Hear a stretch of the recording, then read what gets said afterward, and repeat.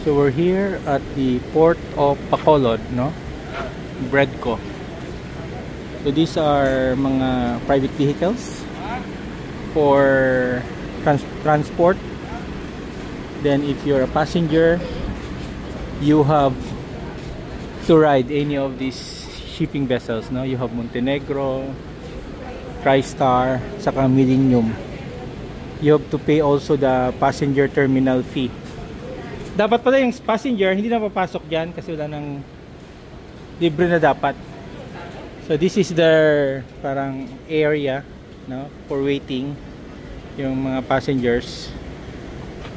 Then some comments lang because very for motorists or travelers na nagko-cross ng mga islands, this is quite strange, no, because hindi mo alam kung anong boat yung sasakyan mo. There's parang they're controlling yung choice ng passengers to choose yung particular vessel because like sa amin, no, naka number 70.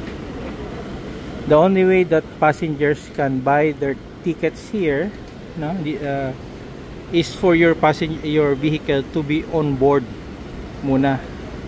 Dapat with the system na very efficient, you have the choice kung ano yung oras yung pwede kang umalis, no, because like this one, ayaw mo ng mabagal na vessel, o di ba yung vessel na medyo luma, you should be given the option to choose, no. But anyway, we're just stating yung system dito sa Bacolod. Parang gusto nila lahat ng mga vehicles sunod-sunod, and they siguro para walang competition, you don't have actually any choice, no, unless i-forfeit mo naman yung linya mo. Ang ano to, ang kumukuha ng yung parang dispatcher nila, nakaupo lang dito sa corner, and you have yung mga passengers bewildered, no, yung mga motorists bewildered on what to do because masyadong malabo yung instructions. It's not something which is easy for mga motorists to absorb, no. Ito, papasok na.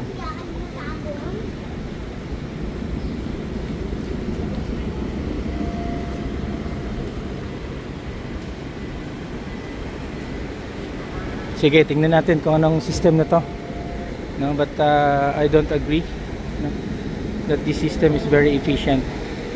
Saka yung choice ng mga motorists to choose their particular vessel dito kasi parang take it or leave it, kasi kung hindi mo i-forfeit yung option mo sa linya, it may be forfeited. Ito na, pababa yung what ferry is this, no? Tignan natin.